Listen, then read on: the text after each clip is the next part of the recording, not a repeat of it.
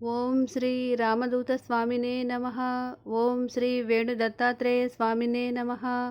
ఓం శ్రీ సువర్ణదత్తలక్ష్మీ దేవ్యై నమః. భగవాన్ శ్రీ రామదూత స్వామివారి దివ్య చరణములకు మనందరి భక్తి సహిత ప్రణామాలు. భగవద్భక్తులందరికీ స్వామి కరుణ వలన శుభాలు కలుగవలెనని కోరుకొనుచున్నాను. శ్రీ రామదూత స్వామివారి యోగ మహిమలు తెలుసుకుంటున్న క్రమంలో ఇప్పుడు ఒక గ్రామమునందలి ప్రజలు అకారణముగా భయానక సంఘటనలు వలన భయభ్రాంతులతో తల్లడిల్లినప్పుడు శ్రీ స్వామి వాళ్లను గ్రామమును సంరక్షించిన వైనమును తెలుసుకుందాము.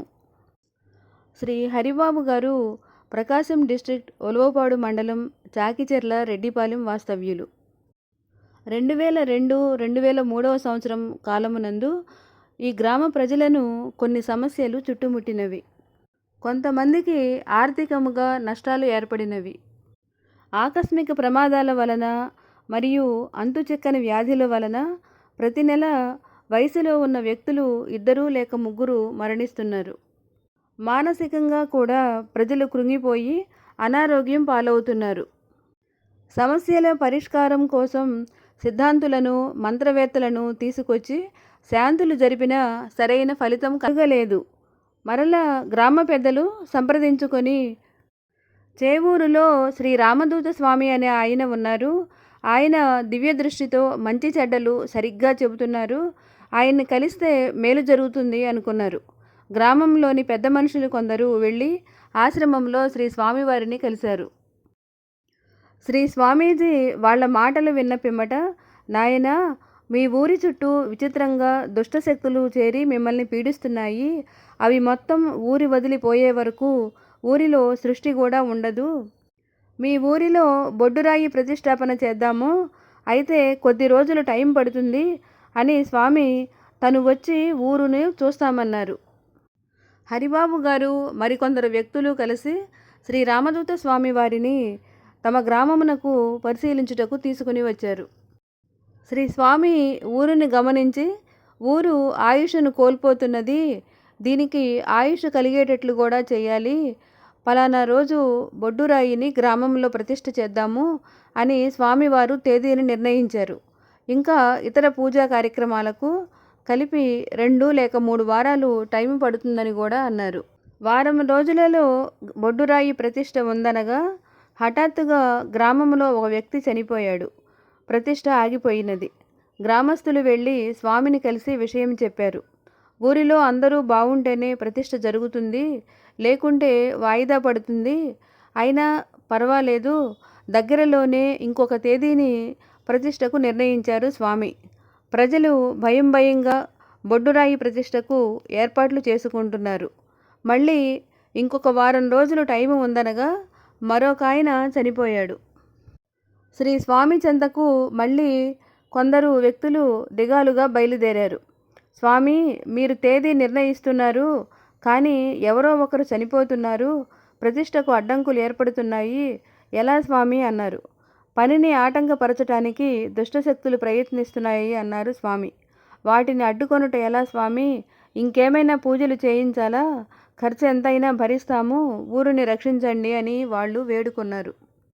స్వామి వాళ్లను ఊరడించి ధైర్యం చెప్పి, నేను వస్తాను, ప్రేతశక్తులను కట్టడి చేద్దాము అన్నారు. స్వామివారు వచ్చేలోపు ఇంకొక అతనికి కరెంటు షాకు కొట్టినది. కొద్దిలో అతనికి మృత్యువు తప్పినది. ప్రజలు హడలిపోయి దినదిన గండంగా బ్రతుకు వెళ్లదీస్తున్నారు. గ్రామస్తులు విషణ్ణ వదనాలతో ఆశ్రమానికి వచ్చి స్వామిని కలుసుకున్నారు. స్వామి, మీరు వస్తామని చెప్పిన టైంకు ముందు కూడా ఒక అతనికి ప్రాణగండం ఏర్పడినది, మిమ్మల్ని నమ్ముకొనుట వలన కాబోలు త్రుటిలో మృత్యువు తప్పినది, మీరింకా ఆలస్యం చేయటానికి వీల్లేదు, దయతో ఊరికి వచ్చి ఉన్న పరిస్థితులను సరిచేయండి అని పట్టుబట్టారు.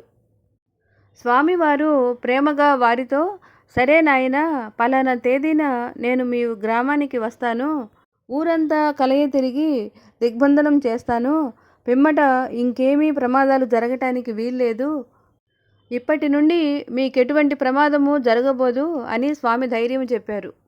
నిర్ణయించిన తేదీన స్వామివారు చాకిచెర్ల రెడ్డిపాలెం గ్రామానికి వేంచేశారు. గ్రామమునందలి ప్రతి వీధిలోనూ తిరిగారు. ప్రతి ఇంటిలోని వారు ఏదో ఒక సమస్యతో బాధపడుతున్నారు. వ్యవసాయం చేసే వాళ్ళ ఇంట పశువులకు కూడా ఆరోగ్యం సరిలేక బాధపడుట గమనించారు. ఊరంతా తిరిగి నాలుగు మూలల కొబ్బరికాయలు కొట్టారు. నిమ్మకాయలు కోసి పూజలు చేశారు. పలానా చోటులో బొడ్డురాయి వేద్దాము అని స్థల నిర్ణయం కూడా చేశారు. శ్రీ స్వామి రాక మునుపు 15 లేక 20 రోజులకు గ్రామంలో అకాల మృత్యువులు జరగటంతో అక్కడ ఊరిలో ఉండుటకు జనం భయపడుతున్నారు. శ్రీ స్వామివారు మిగతా పూజలు కూడా చేసి ఫలితము బాగున్నప్పుడు తిరిగి గ్రామానికి రావచ్చులే అని వాళ్ళు భావిస్తున్నారు. శ్రీ స్వామి వారికి అభయం ఇచ్చారు. ఇంకా మీకేమీ అనుమానము వద్దు, మీ గ్రామములో ఒక మంచి ముహూర్తాన బొడ్డురాయి ప్రతిష్ట నిర్విఘ్నంగా జరుగుతుంది. పిమ్మట మీ గ్రామానికి మీకు నెమ్మదిగా అభివృద్ధి ఏర్పడుతుంది అని చెప్పారు. ఆయన మాటనే నమ్మి ఉన్న ప్రజలకు 1 నెల తర్వాత కూడా గ్రామం ప్రశాంతంగా ఉండుట వలన స్వామి మాట పట్ల నమ్మకం కుదిరినది. శ్రీ స్వామివారి ఆదేశము ప్రకారము గ్రామ పెద్దలు 2002వ సంవత్సరం డిసెంబర్ 15వ తేదీన తమ గ్రామములో బొడ్డురాయి ప్రతిష్టాపనకు ముహూర్తము నిర్ణయించారు. స్వామీజీ కొన్ని బీజాక్షరాలను వ్రాసి వారికి ఇవ్వగా వాటిని తీసుకొని కనిగిరి దగ్గరకు వెళ్ళి శిల్పులను రాళ్లను తీసుకొని వచ్చి స్వామి ఆజ్ఞ ప్రకారము చెక్కించారు. శ్రీరాములవారి గుడి ఎదురుగా ఉన్న ప్రదేశంలో హోమం చేశారు. 3 రోజుల పాటు ప్రతిరోజు ఆవు నెయ్యి, కొబ్బరికాయలు, హోమద్రవ్యాలు వేస్తుండేవారు. పూజలు, భజనలు, భజంత్రీలు సంరంభముగా 3 రోజులు నిరంతరంగా జరిగినాయి. 3వ రోజు హోమ పరిసమాప్తి, అన్నదానాలు ఏర్పాటు చేశారు. సాయంత్ర వేళ 5 గంటల తర్వాత బొడ్డురాయి ప్రతిష్టకు ఏర్పాట్లు జరిగినాయి.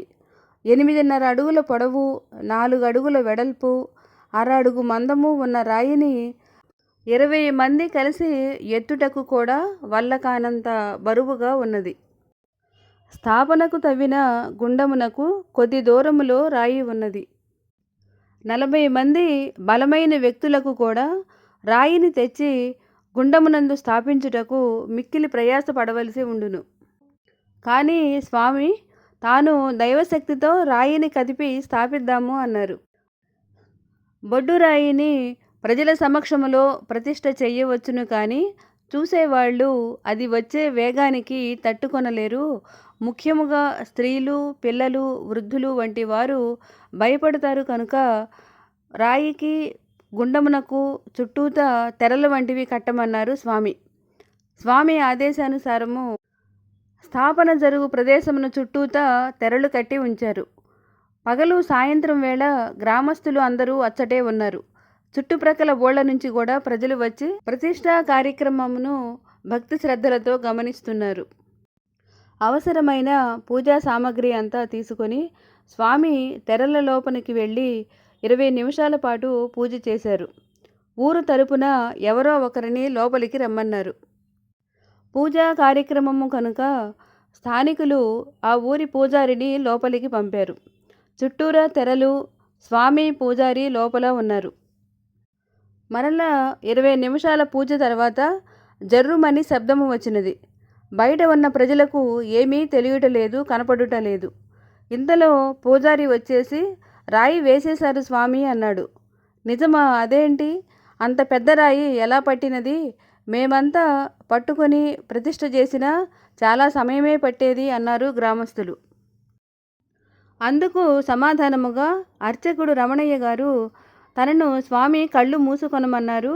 కానీ రమణయ్య గారు ఒక కన్ను మూసి ఒక కన్ను తెరిచి అసలు ఎట్లా ఏమి జరుగుతుంది అని చూడాలని భయంగా ఉన్నా చూస్తున్నాడు. శ్రీ స్వామి తన చేతిని చాపినంతనే ఆ బొడ్డురాయి ఒక్కసారిగా లేచి ఇసుక నేలలో నెట్టుకొంటూ వెళ్ళి దానంతట అదే గుండంలో పడిపోయి మట్టి, ఇసుక కూడా అవే రాయి చుట్టూ పేరుకుపోయినవి. రమణయ్య గారు ప్రత్యక్షముగా అంత భారమైన బొడ్డురాయి కదలటము, స్థాపన చూసి తత్తరపాటు ఇంకా బాగా భయపడినాడు. బయటకు పరిగెత్తుకొని వచ్చి స్థానికులందరికీ ఈ సంగతి తెలియజేశాడు. ధైర్యం కలవాళ్ళు కొందరు తెరల లోపలికి తొంగి చూశారు. నిజంగానే బొడ్డురాయి స్థాపించినట్లు ఉన్నది. స్వామివారు వచ్చి చుట్టూతా కట్టిన తెరలను విప్పేయమన్నారు. తెరలు విప్పిన తర్వాత అందరినీ పిలిచారు. కొంతమంది భయంతో దూరంగా ఉండే బొడ్డురాయిని పరిశీలిస్తున్నారు. స్వామి అందరినీ దగ్గరకు పిలిచి రాయి దగ్గర కొబ్బరికాయలు కొట్టించారు. తరువాత పూజా కార్యక్రమాలు కొన్ని చేయించారు. 4 దిక్కులకేసి తిరిగి రాళ్ళు పెట్టించారు. అక్కడున్న ప్రజలందరూ శ్రీ రామదూత స్వామి వారికి జేజేలు పలికారు. శ్రీ స్వామి వాళ్లను ఉద్దేశించి, ఇంకా ఈ ఊరికి మీకు ఏమీ పర్వాలేదు, నెమ్మది నెమ్మదిగా అభివృద్ధి చెందుతుంది. ఒక 6-7 నెలల తర్వాత ఆశ్రమములో దత్తాత్రేయ స్వామి అభయమాలలు మొదలు పెడుతున్నాము. ఏమైనా ఇబ్బందులు ఉన్నవాళ్ళు మాల వేసుకోండి, అవి తొలగిపోతాయి. కంటికి కనిపించని గ్రహాలు మీలోనికి ఇళ్లలోనికి చొరబడవు. నమ్మకము ఉంటే ఎవరైనా ధరించవచ్చు అన్నారు. శ్రీ స్వామి పైన అప్పటికే ఊరి వాళ్ళు నమ్మకం పొందారు. ఆయన మాటలను పాటించుటకు చాలామంది అంగీకరించారు. భయాలతో బాధలతో ఉన్నవారికి దత్తాత్రేయ స్వామి అభయమాల ధారణ విషయము చాలా స్థైర్యాన్ని కలిగించినది.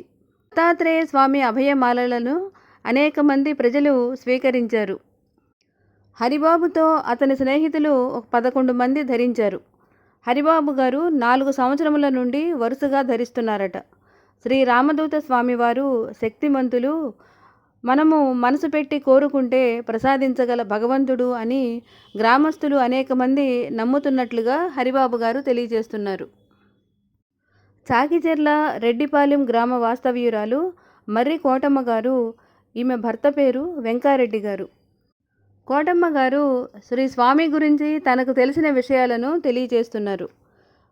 కోటమ్మ గారి దంపతులకు 3 కుమారులు, 1 కుమార్తె. అబ్బాయిలు బేల్దారులు. ఏడుకొండలు రవి అనువారు హనుమకొండలో ఉంటున్నారు. జలంధర్ అనే కుమారుడు కరీంనగర్లో ఉన్నాడు. అమ్మాయి పేరు ఈశ్వరమ్మ, అల్లుడు ఏడుకొండలు. చిన్నగంజాము దగ్గర తూర్పుపాళెంలోని ఉప్పు కొఠారులలో పనిచేస్తున్నాడు. శ్రీ స్వామివారు ఊరికి రాకమునుపు ఊరంతా బెంబేలెత్తి గందరగోళముగా ఉన్నది. ఊరి పెద్దలు స్వామిని వెంట తీసుకొని రాగా ఆయన ఊరంతా తిరిగి మంత్రించి 4 వైపులా బొడ్డురాళ్ళు వేశారు. పెద్దలకు పిల్లలకు అందరికీ మేలు చేశారు. ఆయన చెప్పినట్లే వాళ్లకు అంతా మంచిగా రోజులు జరుగుతున్నాయి. ఊరుకు 4 వైపులా వేసిన బొడ్డురాళ్ళు కాక రామాలయం ఎదురుగా ఉన్న బొడ్డురాయి గురించి చెప్పాలంటే ఆ ప్రతిష్టాపన ఒక అద్భుతము. గుండం తవ్వించి బొడ్డురాయి చుట్టూ తెరలు గట్టి అందరూ బయట వేచి ఉన్నప్పుడు స్వామి అర్చకుడు మాత్రమే లోపల ఉన్నారు. రాయి తనంతట అదే లేచి గుండంలో నిలబడినది. అప్పుడు అందరూ స్వామి దగ్గర మహాశక్తి ఉందని జేజేలు పలికి చప్పట్లు కొట్టారు. ఊరిలో ఇంకొక మార్పు కూడా చేశారు స్వామి. చాకిచెర్ల రెడ్డిపాలెం గ్రామము సముద్రానికి ఎదురు ఉన్నది. గ్రామమునకు వెనుక వైపు అనగా పడమర వైపు పోలేరమ్మ అమ్మవారి గుడి ఉన్నది. గ్రామదేవత పోలేరమ్మ అమ్మవారి గుడి ఊరికి పడమర వైపున ఉండకూడదు, సముద్ర తీరం చెంతకు తెచ్చి సముద్రానికి అభిముఖంగా ప్రతిష్ఠించాలి అన్నారు స్వామి. కానీ గుడి నుండి అమ్మవారిని వెలికి తీయుటకు ఎవరూ సాహసం చేయలేదు. స్వామివారే పూజ చేసి అమ్మవారిని ఊరికి సముద్రానికి మధ్యలో సముద్రాన్ని చూస్తున్నట్లుగా అభిముఖంగా ప్రతిష్ఠ చేశారు. ఇంకా అప్పటి నుండి ఆ గ్రామస్తులే కాక ఇతర గ్రామాల వారు కూడా స్వామివారిని దేవుడిగా నమ్మి మొక్కుకుంటున్నారు. వారికి పంటలు బాగా పండాయి. స్వామి నుండి అభయమాలలు తీసుకుని వేసుకుంటున్నారు.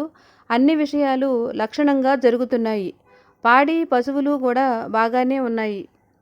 దత్తాత్రేయ స్వామివారు, శ్రీ రామదూత స్వామివారు కనపడుతున్న దేవుళ్ళు మరి పిల్లలకు, బంధువులకు, దూర ప్రాంతాల వాళ్లకు కూడా స్వామి శక్తి గురించి గొప్పగా చెబుతుంటారట.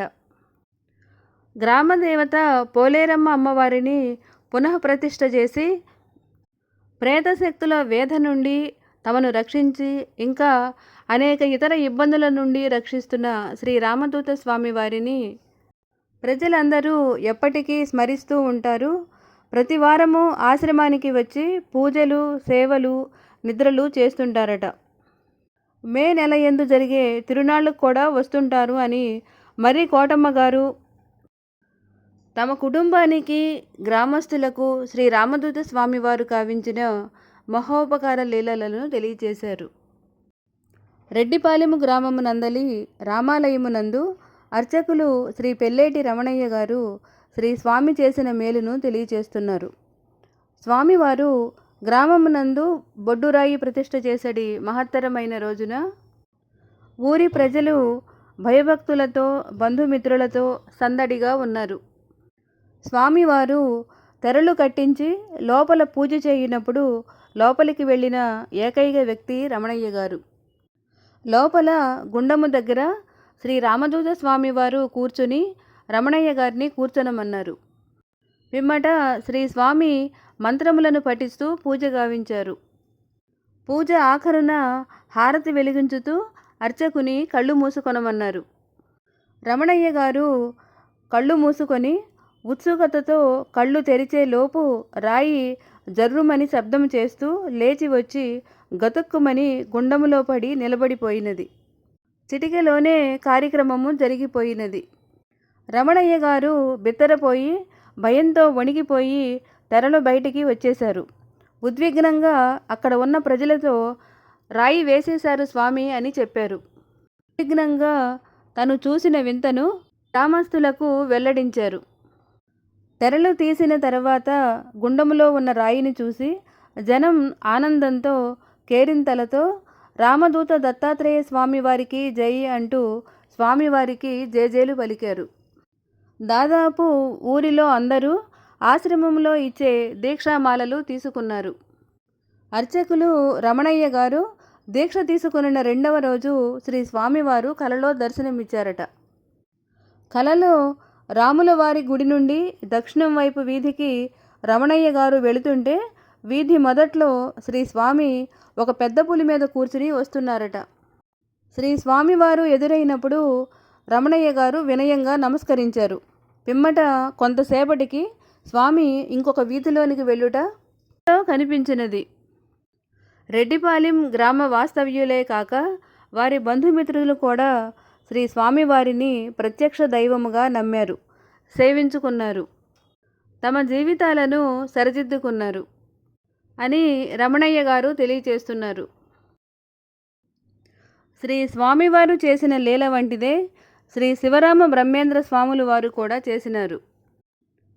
శేషఋషి గురువు యొక్క శాపము వలన బాలవాసుకి వీరబ్రహ్మం గారికి 5వ పుత్రుడిగా జన్మించి దక్షిణామూర్తి నామముతో జీవించారు. పిమ్మట మరుజన్మలో శివరామ బ్రహ్మేంద్ర స్వామిగా జన్మించారు. ఈ స్వామివారి శిష్యులే అవధూత శ్రీ హుసేన్ దాస్ తాతగారు.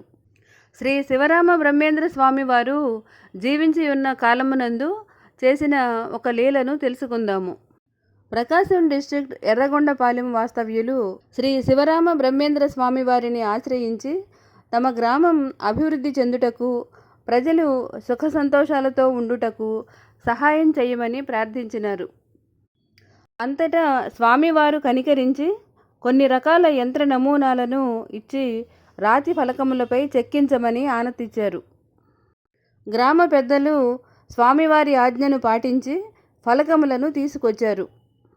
పిమ్మట స్వామి 9 రోజుల పాటు పూజలు కావించి శీతళీ మహాదేవిని ఆవాహనము చేయగా దేవి అనుగ్రహము వలన గమిడిరాళ్ళు, యంత్ర నమూనాలు చెక్కిన రాతి ఫలకములు, బొడ్డురాయి మొదలగునవి నిర్దేశించిన ప్రదేశములలో వాటంతట అవే సరిగ్గా ప్రతిష్ఠించబడినవి. ప్రజలు మోసి తెచ్చే అవసరం లేకుండానే జరిగిన అద్భుతము చూసి అందరూ ఆశ్చర్యచకితులైనారు. శ్రీ శివరామ బ్రహ్మేంద్ర స్వామి వారు గ్రామస్తులతో ఇక మీదట ఊరిలోనికి పిశాచాలు చొరబడవు, వాటి పీడలు తొలగినవి అని చెప్పారు. గ్రామదేవత పోలేరమ్మ అమ్మవారు శాంతి వహించునని, ప్రజల జీవితములు, పాడి పంటలు అభివృద్ధి చెందునని తెలియజేశారు. చాలా కాలము తరువాత, అనగా కొన్ని తరాలు గడిచిన పిమ్మట, ఏమైనా పిశాచ బాధలు కలిగిన ఎడల ప్రతిష్ఠ చేయబడిన బొడ్డురాయికి, రాతి ఫలకములకు అభిషేకములు, కుంకుమ, పసుపు, పువ్వులు, దీపారాధన, అర్చనలు చేసినప్పుడు అవి మళ్ళీ శక్తివంతమై గ్రామమును రక్షించును అని కూడా తెలియజేశారు.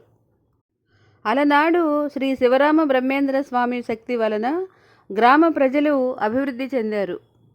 2002వ సంవత్సరమునందు ఇటువంటి మహిమను శ్రీ రామదూత స్వామి వారు చేయుట వలన రెడ్డిపాలెం గ్రామ వాస్తవ్యులు కూడా పిశాచ వేధ నుండి రక్షించబడినారు.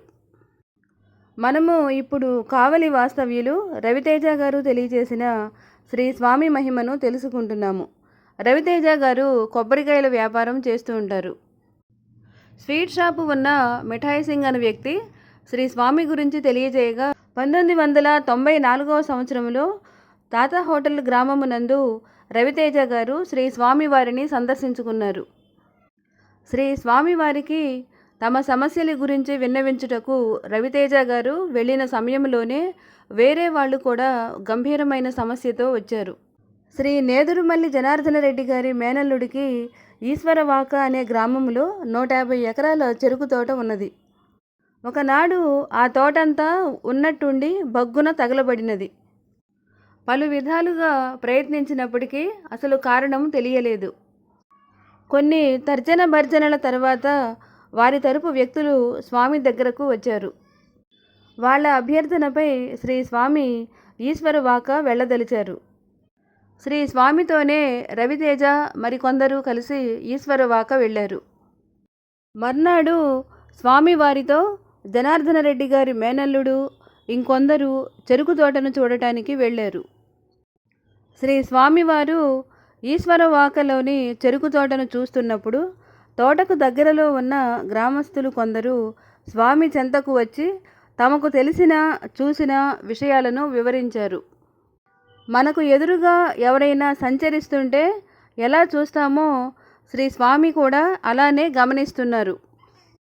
ఏమైంది స్వామి అని అడిగితే, అందరికీ కనపడని ప్రేతాత్మను చూస్తున్నాను నాన్న అన్నారు స్వామి. మిగతా వారు ఎంతగా గమనించినా ఏమీ చూడలేదు. కానీ అందరిలో భయం మొదలైనది. రెడ్డిగారి మేనల్లుడు తమ చెరుకు తోట సమస్యకు గల కారణమును పరిష్కారము కొరకు అభ్యర్థించాడు స్వామివారిని. శ్రీ రామదూత స్వామివారు, నాయనా, కొంతకాలం క్రితం ఒక మాంత్రికుడు తన తపశ్శక్తితో 2 ప్రేత శక్తులను ఈ భూములలో భద్రపరిచాడు. కానీ అతను ఉపాసన చేస్తూ మరణించినాడు. ఈ భూమిలో పాతిపెట్టబడిన శక్తులు కొంతకాలానికి మీరు భూములు కొన్నప్పుడు నాగలితో దున్నుతుంటే వాటి బంధము నుండి విడివడినవి. వాటిలో కదలిక రావటంతో ప్రతాపమును చెరుకు తోటపై చూపాయి. ఇంకా అదృష్టం, వాటి చూపు ఊరిపై పడలేదు అన్నారు. మరియు కొన్ని సంవత్సరముల క్రితము ఈ భూమిలో భిక్షాటన చేస్తూ ఒక ఆయన నిద్రించేవాడు, అవునా కాదా అని స్వామి ప్రశ్నించారు.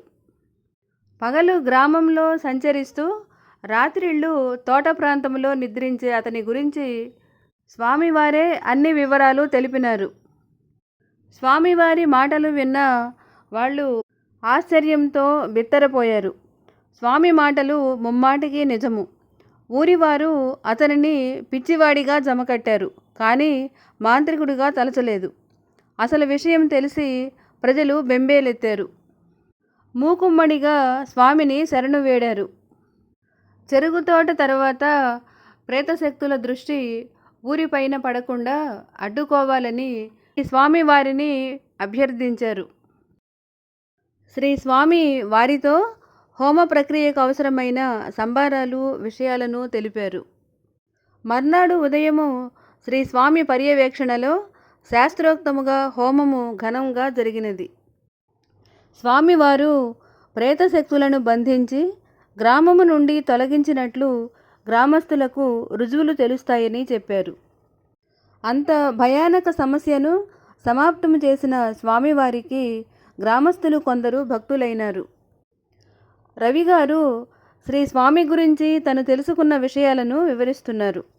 శ్రీ స్వామివారు మనతోనే ఉన్నప్పుడు, మాట్లాడుతున్నప్పుడు మరియు నిద్రపోతున్న సమయంలో కూడా తమను స్మరిస్తున్న, నమ్మి ఉన్న భక్తుల యోగక్షేమములను గురించి గమనించుతూ వారి చెంతకు వెళ్ళుట మరియు వారికి అవసరమైన సహాయము పంపించుట చేయుచుందురు. శ్రీ స్వామి కరుణకు, శక్తికి అడ్డంకులు, దూరాభారములు లేవు. రవితేజ గారి తల్లి శ్రీమతి సరోజినమ్మ గారు స్వామివారి గురించి వివరిస్తున్నారు. రవి గారు స్వామిని కలిసినప్పుడు తన జీవితం పట్ల చాలా విరక్తితో ఉన్నారట. స్నేహితుల వలన శ్రీ స్వామి గురించి తెలిసి ఆశ్రయించినప్పుడు శ్రీ స్వామి రవి గారిని చాలా ఆప్యాయంగా చూసేవారట. తాము పర్యటనలకు వెళ్ళేటప్పుడు రవిని తప్పనిసరిగా తీసుకెళ్లేవారు. అనేక ప్రాంతాలలో యజ్ఞాలు నిర్వహించినప్పుడు కూడా స్వామి వెంటే రవితేజ గారు ఉండేవారట. రవి గారి తండ్రికి ఆరోగ్యం బాగాలేనప్పుడు కూడా స్వామి ఫోన్ చేసి ధైర్యం చెప్పేవారు. రవి గారి కుటుంబ సభ్యుల యొక్క జీవిత విశేషాలను పోసగుచ్చినట్లుగా సత్యాలు తెలియజేశారట. ఆస్తిపాస్తులను కొనుటలో కూడా స్వామివారు సరైన సలహాలను ఇచ్చేవారు. శ్రీ స్వామివారి వాక్కులను నమ్మి పాటించిన వారి జీవితాలు బాగుపడినవి. శ్రీ స్వామి సాంగత్యం వలన మాత్రమే రవి గారు మళ్ళా ఆశావహ దృక్పథంతో జీవించటం మొదలుపెట్టాడు. దైవభక్తి కూడా పెరిగినది. ఒకనాడు రవి గారు శ్రీ రామదూత స్వామివారిని తలుచుకొని ఇసుకతో శివలింగం తయారు చేశాడు. కొందరు భక్తులు మరియు సరోజినమ్మ గారు కూడా చూస్తుండగా సైకత లింగమునకు పాలతో, పన్నీరుతో, గంధముతో అభిషేకము చేసినప్పుడు అది చెక్కు చెదరలేదు. శ్రీ స్వామి రవిగారిలోని నాస్తికత్వము, నిరాశలు తొలగించి దైవభక్తితో సన్మార్గమున జీవించినట్లు చేసినందుకు సరోజినమ్మ గారి కుటుంబము మొత్తము స్వామిని భక్తితో సేవించుకొనుచున్నారు. శ్రీమద్ రామాయణమునందు శ్రీరాముల వారు పరమేశ్వరుని పూజకు వేళ కాగా సైకత లింగాన్ని తయారు చేసి దానికి అభిషేకము జరిపి పూజాధికాలు నిర్వహించినట. రామేశ్వరమునందు ఈ ఘటన జరిగినట్లు రామాయణములో తెలుపబడినది. శ్రీ స్వామివారి వలన మేలు పొందిన హనుమంతరావు గారి వలన స్వామివారి మరొక మహిమను తెలుసుకుంటున్నాము. హనుమంతరావు గారు నందిగామ వాస్తవ్యులు. హనుమంతరావు గారి భార్య పేరు శ్రీమతి సక్కుబాయమ్మ గారు. వీరికి సంతానము 4 అమ్మాయిలు, 1 అబ్బాయి. శ్రీ స్వామి నందిగామలోని భక్తుల ఇంటికి వచ్చినప్పుడు హనుమంతరావు గారు సందర్శించుకొని తమ అబ్బాయి పెళ్ళి ఆలస్యం అవుతుందని మొరబెట్టుకున్నారు. అంత స్వామివారు, మీ అబ్బాయి జాతకంలో కొన్ని ఇబ్బందులు ఉన్నాయి, వాటిని నేను సరిచేస్తాను, మీరు కొన్ని పూజలు చేయించుకోండి అన్నారు. స్వామివారి ఆజ్ఞను పాటించిన పిమ్మట స్వామి అన్నట్లుగానే ఉద్యోగం చేస్తున్న అమ్మాయితో సక్కుబాయమ్మ దంపతులు గారి కుమారుడికి పెళ్లి జరిగినది. నమ్మకం కుదిరిన హనుమంతరావు గారి కుటుంబము తరచూ కావలి ఆశ్రమానికి వెళ్ళి మందిరాలలో పూజలు చేసేవాళ్ళు. శ్రీ స్వామివారిని నమ్ముకొని కొలుచుకుంటున్న మరి ఒక కుటుంబము శ్రీమతి వేముల శోభాదేవి గారి కుటుంబము. ఒకనాడు శోభాదేవి గారింటికి వెళ్ళి స్వామి గురించిన సంభాషణలలో ఉన్నప్పుడు శ్రీ రామదూత స్వామివారు కబురు చేసి హైదరాబాద్కి రమ్మన్నారు. స్వామివారి మాటను శిరసావహించి హనుమంతరావు గారి కుటుంబము హైదరాబాద్లో శ్రీ స్వామివారిని సందర్శించుకున్నారు. శ్రీ స్వామి వారితో, మీరు దీక్ష తీసుకోండి, మీకు అంతా మంచి జరుగుతుంది, అలానే మీ ఇంట్లో హోమము కూడా చేద్దాము అన్నారు. హనుమంతరావు గారి కుటుంబము అప్పటి నుండి వరుసగా 5 సంవత్సరములు దీక్షలు తీసుకొని శ్రద్ధగా పూర్తి చేశారు. వారి కుటుంబంలో అందరికీ ఆశించిన శుభాలు జరిగినాయి. 2008వ సంవత్సరం సక్కుబాయమ్మ గారు కుటుంబము స్వామివారిని కలిసినప్పుడు ఆయన 6 నెలలలో మీ ఇంట్లో సమస్య రాబోతున్నది, ఆ సమస్యను తొలగిస్తాను అన్నారు స్వామి. తరువాత కొన్నాళ్లకు సక్కుబాయమ్మ గారి కోడలకు ఆరోగ్యంలో ఇబ్బంది ఏర్పడినది. ఆ సమయంలో తను గర్భవతిగా ఉన్నది. సక్కుబాయమ్మ గారు భయము, ఆందోళనతో వెంటనే స్వామివారికి కబురు చేయగా ఆయన, అంతా నేను చూసుకుంటాను, మీ అమ్మాయికి ఏమీ పర్వాలేదు, అబ్బాయి పుడతాడు అని చెప్పారు. అలానే అమ్మాయి ఆరోగ్యము కుదుటపడినది, బాబు పుట్టాడు. వారి కుటుంబము ఇప్పుడు సంతోషముగా క్షేమముగా ఉన్నారు. స్వామిని నమ్మి ఆయన వాక్కులను పాటిస్తే అందరికీ శుభాలు కలుగును అంటారు హనుమంతరావు గారి కుటుంబము. భగవాన్ శ్రీ రామదూత స్వామివారి అనంతమైన దివ్య మహిమలలో గ్రంథస్థము చేయబడిన కొన్నిటిని మనము తెలుసుకుంటున్నాము. శ్రీమతి సుదర్శన గారు చెన్నై నగరమునందలి ట్రిప్లికేన్ సోరప స్ట్రీట్ వాస్తవ్యులు. శ్రీమతి సుదర్శన గారు తన తమ్ముడి జీవితంలో చోటు చేసుకొనిన పిశాచ గ్రహములను స్వామివారు తొలగించి అతని కుటుంబమును రక్షించిన విధమును సుదర్శన గారు తెలియచేస్తున్నారు. సుదర్శన గారి బంధువులు కొందరు తరచుగా చేవూరి ఆశ్రమానికి వెళ్ళుట చూసిన ఆమెకు స్వామీజీ పట్ల భక్తి నమ్మకము కలిగినవి. శ్రీ స్వామివారిని సందర్శించుకొనవలనని తగిన అవకాశము కొరకు ఎదురు చూస్తున్నదట. కొన్ని రోజుల తర్వాత ఏదో పని గురించి బంధువులింటికి వెళ్ళవలసి వచ్చినది. అక్కడ ఆమెకు ప్రసన్నలక్ష్మి అనే ఆమె పరిచయమైనది. కావలి అందలి బొట్ట తిరుపాలు గారి కుమార్తె ప్రసన్నలక్ష్మి. శ్రీ రామదూత స్వామివారి కుమార్తె చిరంజీవి లక్ష్మీ సౌభాగ్యవతి రజోన్మణి వివాహ మహోత్సవానికి తమ కుటుంబము వెళ్ళుచున్నట్లు ప్రసన్నలక్ష్మి తెలిపినది. సుదర్శన తనకు స్వామితో పరిచయము గాని ఆహ్వానము లేనప్పటికీ స్వామిని భగవానునిగా నమ్మినది కనుక స్వామివారి కుమార్తె వివాహమునకు తాను వెళ్ళినది. పిమ్మట చేవూరు ఆశ్రమములో స్వామీజీ దర్శనమునకు ప్రయత్నించగా లభించగా కొంత నిరాశ చెందినది. గురు పౌర్ణమి సందర్భముగా సుదర్శన గారు మొదటిసారి స్వామివారిని దర్శించుకున్నది. స్వామివారు ఆమె తనకు ఇంతకు మునుపే తెలుసన్నట్లు పలకరింపుగా నవ్వి ఆత్మీయంగా పలకరించారు. సుదర్శన గారి తలపైన చేయి పెట్టి ఆశీర్వదించారు. గతంలో ఆమెకు తలనొప్పి తీవ్రంగా వస్తుండేదట. స్వామీజీ దీవించినప్పటి నుండి క్రమంగా తలనొప్పి తగ్గిపోయినది. సుదర్శన గారికి నమ్మకం కలిగి తరువాత వాళ్ళ అమ్మను కూడా స్వామి చెంతకు తీసుకువెళ్ళినది. సుదర్శన వాళ్ళ అమ్మగారు తనకు గుండెపోటు వచ్చినదని, విపరీతముగా మందులు వాడుతున్నానని, చాలా ఇబ్బందిగా ఉన్నదని చెప్పినదట. స్వామివారు నవ్వి, నీ ఆరోగ్యానికి ఇంకేమీ ఢోకా లేదు పో, మందులు మానేయి, నేను చూసుకుంటానులే అని దీవించారట. ఆమె స్వామి పట్ల పూర్తి నమ్మకముతో మందులు వాడకం మానేసినది. కానీ ఆమెకు తరువాత ఎలాంటి ఇబ్బంది లేదు. తన పనులన్నీ తానే చేసుకుంటున్నది. కొన్నిసార్లు ఇతరుల పనులలో కూడా సహాయం చేయగలుగుతున్నది.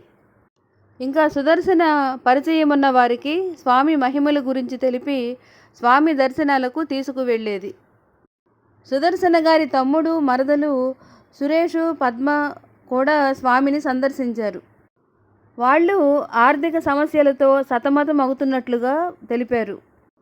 శ్రీ స్వామివారు వాళ్లతో, నాయనా, మానవుల జీవితమును నిర్దేశించడి చక్రములు కొన్ని వారి సూక్ష్మ శరీరములలో నిక్షిప్తమై ఉండును.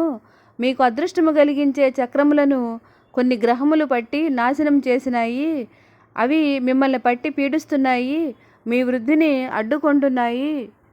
నేను మీ ఇంటికి వచ్చి అష్టదిగ్బంధనం చేస్తాను. ఈలోపు మీరు వేణు దత్తాత్రేయ స్వామి వారి వెండి విగ్రహం తీసుకొని ఇంటిలో పూజలు చేసుకోండి అన్నారు. వాళ్ళు విశ్వాసముతో దత్తాత్రేయ స్వామివారి వెండి విగ్రహము తీసుకొని చెన్నైకి వెళ్ళారు. అదే రోజు ఎంతో భక్తి శ్రద్ధలతో స్వామివారిని పూజించుకున్నారు. పూజ పూర్తయి పడుకునేసరికి బాగా పొద్దుపోయినందున సుదర్శన గారు కూడా ఆ రాత్రి తమ్ముడు వాళ్ళ ఇంటిలోనే హాల్లో క్రింద పరుపు వేసుకుని నిద్రపోయినది.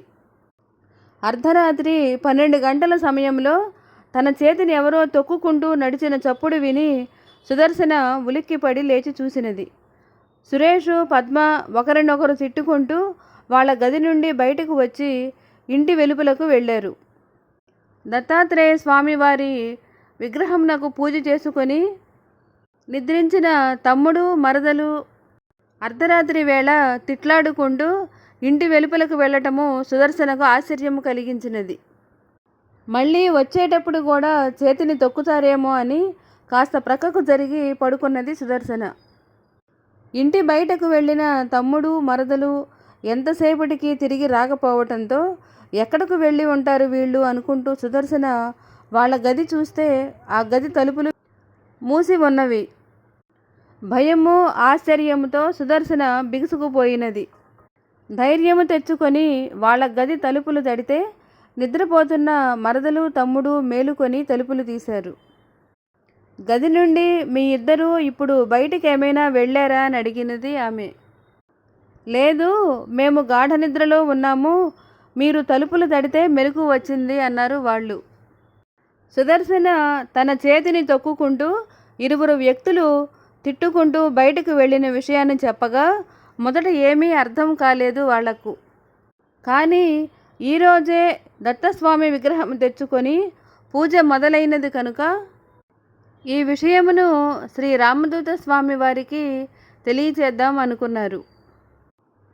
మర్నాడు స్వామివారికి ఈ విషయం చెప్పినప్పుడు ఆయన అవి దృష్ట స్రష్ట అనే గ్రహాలు ఎన్నో సంవత్సరముల నుండి వాళ్లను పట్టి పీడిస్తున్నవి, నేడు అవి మీరు దత్తాత్రేయ స్వామి పూజ చేయుట వలన మిమ్మల్ని వదిలివేసినవి, త్వరలోనే సురేష్ పద్మల ఆర్థిక కష్టాలను కూడా తీరుస్తానులేమ్మా అని స్వామివారు అభయమిచ్చారు.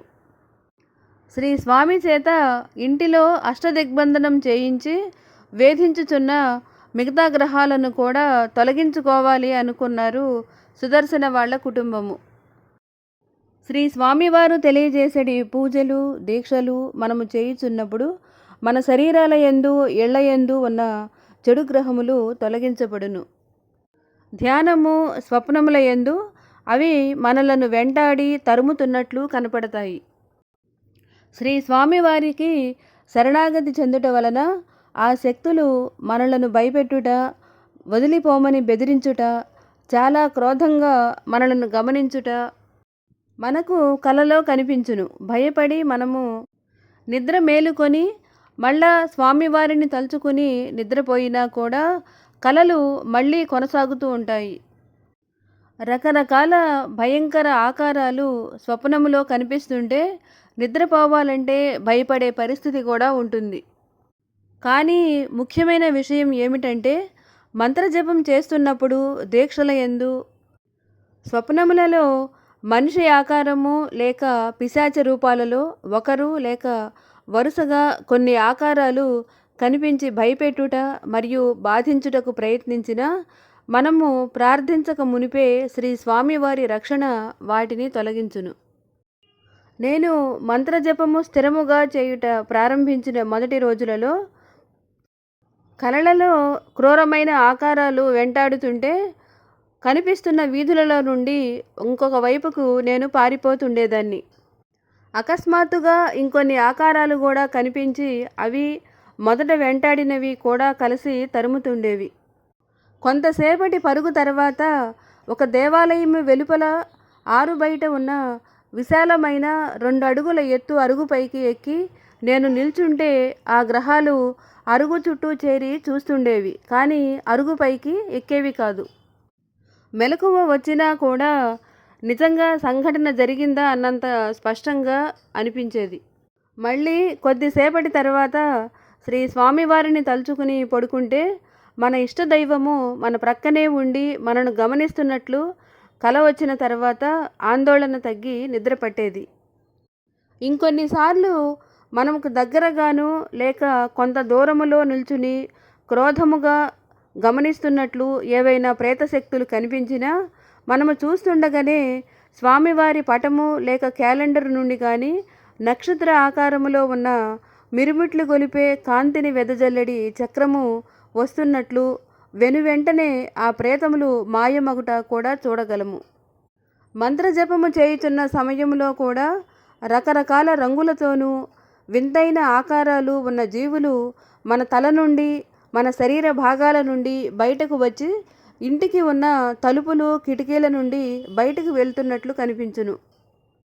పదే పదే ధ్యానములోను స్వప్నములో వీటిని చూచుట ఇష్టము కానప్పుడు దేవతలు, గురువులు, పుణ్యక్షేత్రములు వంటివి మాత్రమే నేను చూడాలి, పిశాచగణములు కనపడకూడదు అని మనము దృఢముగా సంకల్పము చేస్తే ఇవి కనిపించుట తగ్గిపోవును.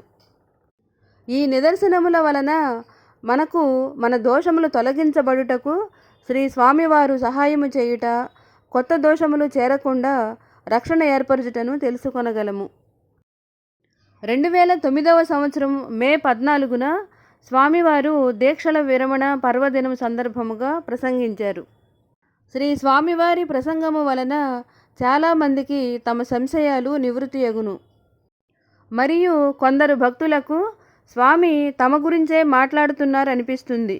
వాళ్ళున్న పరిస్థితులు, సందేహాలు, సాధనా పద్ధతులు, గతకాలపు పరిస్థితులు, ప్రస్తుత అభివృద్ధి, అవగాహన సమస్తము గురించి శ్రీ స్వామివారి ప్రసంగములో వినుచున్నప్పుడు స్వామికి తమ గతము, వర్తమానము, భవిష్యత్తు సమస్తము తెలుసునని రూఢిగా తెలుస్తుంది.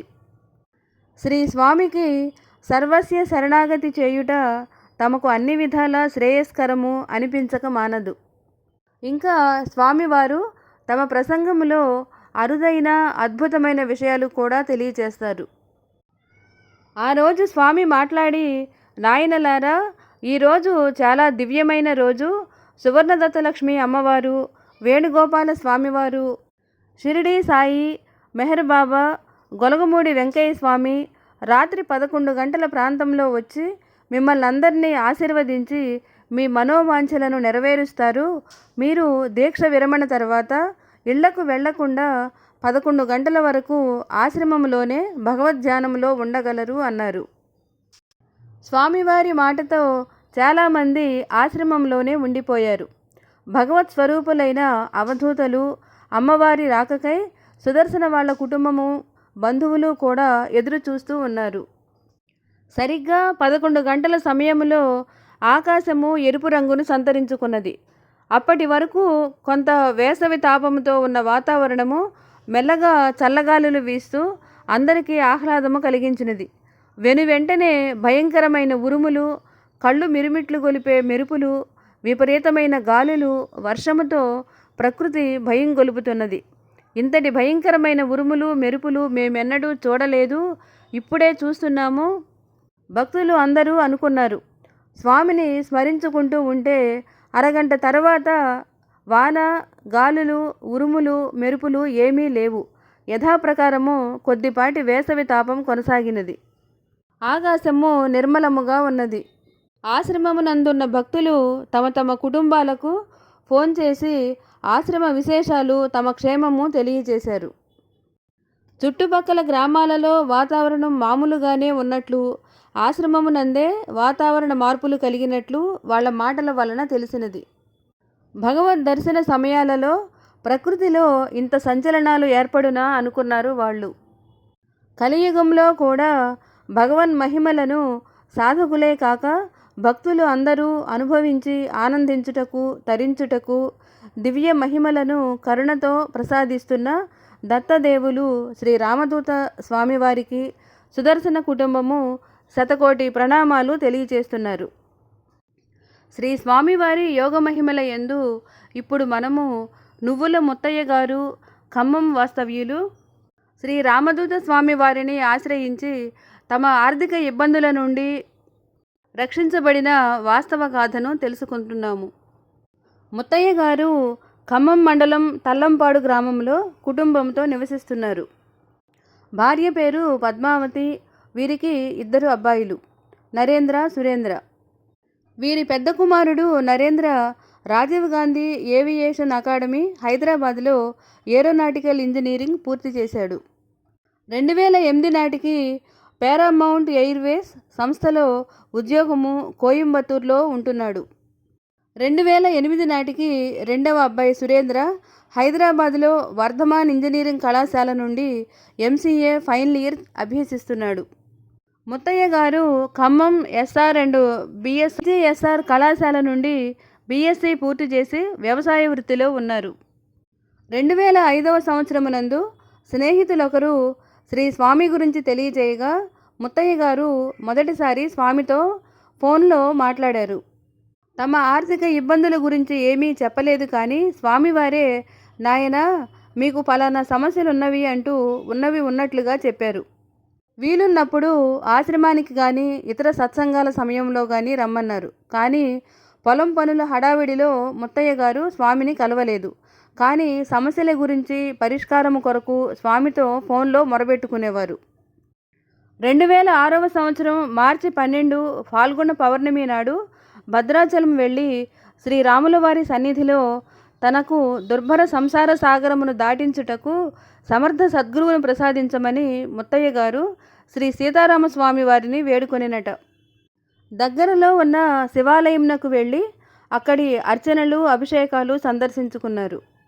అప్పుడు శ్రీ రామదూత స్వామి వారికి ఫోన్ చేసి తమ సమస్యల గురించి మరలా గుర్తు చేయుటకు ముత్తయ్య గారు ప్రయత్నించగా స్వామి మాట్లాడి, నాయనా నేను ఎల్లుండి ఖమ్మం వస్తున్నాను, మీరు రండి అన్నారు. 2006 మార్చి 14న కొత్తగూడెం దగ్గరలోని మద్దుగూరు గ్రామానికి శ్రీ స్వామివారు వేంచేశారు. శ్రీ వెంకటేశ్వర స్వామివారి దేవాలయంలో శ్రీ రామదూత స్వామివారు యజ్ఞము నిర్వహించారు. పరిసర ప్రాంతాల నుండి విశేషముగా భక్తులు హాజరై ప్రత్యక్ష దైవమును శ్రీ రామదూత స్వామివారిని దర్శించుకొని తరించారు. ముత్తయ్య గారి కుటుంబము కూడా స్వామిని కలుసుకొని పరిచయం చేసుకున్నారు. శ్రీ స్వామివారే తాను కోరుకున్న సద్గురువు అని ముత్తయ్య గారికి నమ్మకం కుదిరినది. భద్రగిరి శ్రీరాముడు తన కోరిక నెరవేర్చాడు అనుకున్నారు. శ్రీ స్వామివారు ఏప్రిల్లో ప్రారంభం అవుతున్న శ్రీ సువర్ణదత్తలక్ష్మి అమ్మవారి వ్రత దీక్షలు స్వీకరించమని, వీలైతే 21 రోజులు లేదా కుదిరినంత కాలము దీక్ష చేయమన్నారు. తోటివారు కొందరు ఆశ్రమానికి వెళ్ళి దీక్షలు స్వీకరించారు, కానీ ముత్తయ్య గారి కుటుంబము బాధ్యతల వలన వెళ్ళలేదు. ముత్తయ్య గారు తాము దీక్షలు స్వీకరించలేనందుకు గల కారణాలను స్వామికి తెలపమని నరేంద్రకు ఫోన్ చేసి చెప్పారు. స్వామి వారితో నరేంద్ర తమ ఇబ్బందుల గురించి ఏకరువు పెట్టాడు. శ్రీ స్వామివారు అతనిని సున్నితంగా మందలించి, మీ సమస్యల పరిష్కారము కొరకే దీక్షలు, కనీసం దీక్షల విరమణ సందర్భంలోనైనా రండి అని గట్టిగా చెప్పారు. అంతటితో ముత్తయ్య గారి కుటుంబము తమ ఇబ్బందులను పక్కన పెట్టి మే 14న చేవూరి ఆశ్రమానికి చేరుకున్నారు. భక్తుల రద్దీ విపరీతముగా ఉన్నది. కావలి విశ్వశాంతి స్కూలులో దీక్ష విరమణ యజ్ఞము కూడా పూర్తి అయినది. డాక్టర్ ఎంవి చలపతిరావు గారింట్లో శ్రీ స్వామివారిని కొందరు దర్శించుకొని తమ సమస్యలు పరిష్కారాలు తెలుసుకుంటున్నారు. ముత్తయ్య గారి కుటుంబము కూడా శ్రీ స్వామి దగ్గర తమకున్న ఆర్థిక ఒత్తిడులను ఆరోగ్యముల గురించి చెప్పబోగా మొదట స్వామివారే వాటి గురించి చెప్పి, మీరు దీక్షలు చేయలేదు, ఇప్పుడు మీ ఇంట్లో మీరు సువర్ణదత్తలక్ష్మీదేవి పూజ చేసుకోండి, మీలో దోషములు అధికముగా ఉన్నప్పుడు నేను శక్తిని పంపినా అది మీరు పొందలేరు, మీ దోషములను కొంత తగ్గించుకొనాలి, దైవశక్తి మీ ఇంట్లోకి మీ శరీరంలోనికి చేరినప్పుడు మీకు అభివృద్ధి ఉంటుంది, మీకు వీలున్నప్పుడు చేసే పూజల వలన బలీయమైన కర్మదోషములు హరించబడవు, నామస్మరణ మంత్రజపము దీక్షలు దాంపత్యవ్రతము హోమములు వేగవంతముగా మీకు సహాయము చేయును, మీకున్న బలీయమైన దోషములే మీ ఆర్థిక ఇబ్బందులకు ఇతర అనారోగ్య సమస్యలకు కారణము అని స్వామి చెప్పారు. మే 26, 27 తేదీలలో కూడా ముత్తయ్య గారు మళ్ళీ ఆశ్రమానికి వచ్చాడు. శ్రీ రామదూత స్వామి వారికి తమ ఆర్థిక దుస్థితి గురించి వివరణ ఇచ్చి కొంతకాలము తరువాత పూజ చేసుకొనుటకు గడువు అడిగారు. లక్షలాది రూపాయల అప్పు ఉన్నట్లు, తీర్చుటకు దారి లేదు అని బాధపడినారు. అప్పులు ఇచ్చిన వారి వలన మనశ్శాంతి లేక 26, 27, 28, 29 తారీఖులలో కూడా ముత్తయ్య గారు ఆశ్రమంలోనే ఉన్నారు. 26వ తారీఖు నుండి 4 రోజుల పాటు ముత్తయ్య గారు ఆశ్రమంలోనే ఉండి పూజలు సేవ నిద్ర చేసి స్వామివారి నామస్మరణ చేసుకున్నారు. స్వామివారు పూజ చేసుకొనుటకు కాలయాపన చేయుట వలన ముత్తయ్య గారికే నష్టము అని చెప్పినందున ఆలస్యము చెయ్యక తమ ఇంట్లో సువర్ణదత్తలక్ష్మి అమ్మవారి పూజ చేసుకుంటానని ముత్తయ్య గారు స్వామివారికి చెప్పుకున్నారు. శ్రీ స్వామివారి ఆదేశం మేరకు జూన్ 2న వాళ్ళింట్లో అమ్మవారి పూజ జరిగినది. పిమ్మట శ్రీ రామదూత స్వామివారు చెప్పినట్లు 2 సంవత్సరముల వ్యవధిలో వాళ్ళ ఆర్థిక కష్టాల నుండి పూర్తిగా విముక్తి పొందారు. ముత్తయ్య గారు అసలు ఊహించనైనా లేదు అప్పులు బాకీలు పూర్తిగా చెల్లించగలము అని. కానీ వాళ్లకు ఏర్పడిన ఆర్థిక పరిపుష్టి వలన బాకీలను తీర్చగలిగినారు. స్వామి చెప్పినట్లుగానే అమ్మవారి పూజ తర్వాత ఆర్థిక అనారోగ్య ఇబ్బందులు తొలగినవి. 2000 నుండి పరిస్థితులన్నీ చక్కబడిన తర్వాత దీక్షలు పూజలు చేయవచ్చు అని ముత్తయ్య గారు భావించారు. కానీ పూజ తర్వాత దోషాలు తొలగి వాళ్లకు మేలు జరుగును అన్న స్వామి వాక్కు నిజమైనది. ఒకసారి ఆశ్రమంలో నిద్ర చేయుటకు పద్మావతి గారు దంపతులు వచ్చారు. ఆదివారం రాత్రి 9 గంటల సమయంలో ముత్తయ్య గారు బ్యాగులో దుప్పట్లు తీయబోగా అతని చేతిని తేలు కుట్టినది. అసలు అక్కడికి తేలు చేరే అవకాశమే లేదు. ఎలా వచ్చిందనేది ఇప్పటికీ వాళ్ళకి అర్థం కాని చిక్కు ప్రశ్న అట. ముత్తయ్య గారు తల్లి గర్భంలో ఉన్నప్పుడు తల్లిని తేలు కుట్టినదట. బహుశా ఆ ప్రభావం వలన చిన్నప్పటి నుండి ఎన్నోసార్లు ముత్తయ్య గారిని తేలు కుట్టినా నొప్పి తెలిసేది కాదు, విష ప్రభావము ఉండేది కాదట. కానీ ఆ రోజు ఎప్పటిలా కాక తీవ్రమైన బాధ కలిగినది. శ్రీ స్వామివారికి ఫోన్ చేస్తే కలవలేదు. ఆయన ఢిల్లీలో ఉన్నారు. కుమారస్వామి గారు, విజయశంకర్ గారు, ముత్తయ్య గారు, పద్మావతి గారు ఆశ్రమ హోమశాల పైన ఉన్న 2వ అంతస్తులోని మేడపైకి చేరారు. ముత్తయ్య గారికి నిద్ర ఆపాలని మిగతా ముగ్గురు స్వామివారి విశేషాలు మాట్లాడుకుంటూ మేలుకొని ఉన్నారు. అర్ధరాత్రి 12 గంటల పిమ్మట వాళ్ళు గాఢ నిద్రపోయారు.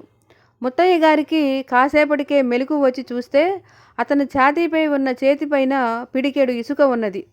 విదిలించినా కూడా చేతి నుండి ఇసుక మళ్లీ పడినది. నిద్రలో ఉన్న వాళ్లను లేపి ఈ విచిత్రము చూపిస్తే వాళ్ళు ఆశ్చర్యపోయారు. కుమారస్వామి వారు సంతోషంగా, స్వామివారే ఈ పని చేసి ఉంటారు, ఆశ్రమమునకు ఎవరైనా విషపు కాటుకు గురైన వాళ్ళు అడపాదడపా వస్తే స్వామివారు మిరియాలు మంత్రించి ఇసుకతో పాటు కాటుకు గురైన ప్రాంతంలో వేస్తారు, బహుశా స్వామివారే వచ్చి మిమ్మల్ని దీవించారు అన్నారు. హోమశాల దరిదాపుల్లో ఎక్కడా ఇసుక లేదు. కొద్దిసేపటిలో ముత్తయ్య గారి నొప్పి మటుమాయమైనది. ముత్తయ్య గారి మామగారు శ్రీ ఇరుపులపాటి వీరయ్య గారు. ఈయన మాజీ ముఖ్యమంత్రి కీర్తిశేషులు జలగం వెంగళరావు గారికి చేదోడు వాదోడుగా ఉండేవారు. వీరయ్య గారికి కుటుంబ మిత్రులు, గురు సమానులు శ్రీ చలపతిరావు గారు, శ్రీమతి పద్మావతి గారు. ముత్తయ్య గారికి ఈ దంపతులను ఇంటికి ఆహ్వానించి సత్కరించాలి అనుకున్నప్పటికీ ఆ కోరిక నెరవేరలేదు, వాళ్ళు కాలం చేయుట వలన. శ్రీ స్వామివారు ముత్తయ్య గారింట్లో సువర్ణదత్తలక్ష్మి అమ్మవారి పూజ చేయించుటకు డాక్టర్ ఎంవి చలపతిరావు గారు, పద్మజ గారులను పంపారు. పూజా కార్యక్రమంలో భాగంగా వారికి మర్యాదలు చేసినప్పుడు వారిలో తమ ఆత్మీయులను చూసుకొని పద్మావతి గారు, ముత్తయ్య గారు ఎంతో ఆనందించారు. ఇతర పుణ్యక్షేత్ర దర్శనాలు, కాలక్షేపాలు మానివేసి శ్రీ రామదూత స్వామి వారిలోనే తమ ఇష్టదైవములను చూసుకుంటూ స్వామివారినే తమ సద్గురువుగా నమ్ముకొని పద్మావతి గారి దంపతులు స్వామివారిని సేవించుకొనుచున్నారు.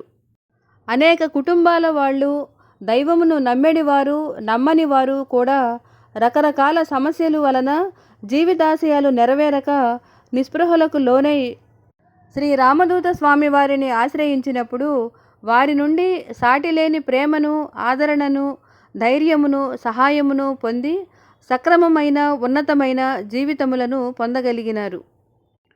శ్రీ స్వామివారిని నమ్మని బ్యాంకు ఉద్యోగి కుటుంబము స్వామివారి వలన ఉద్యోగమునందు, ప్రాణగండము విషయములలో మేలును పొంది స్వామికి భక్తులైనారు.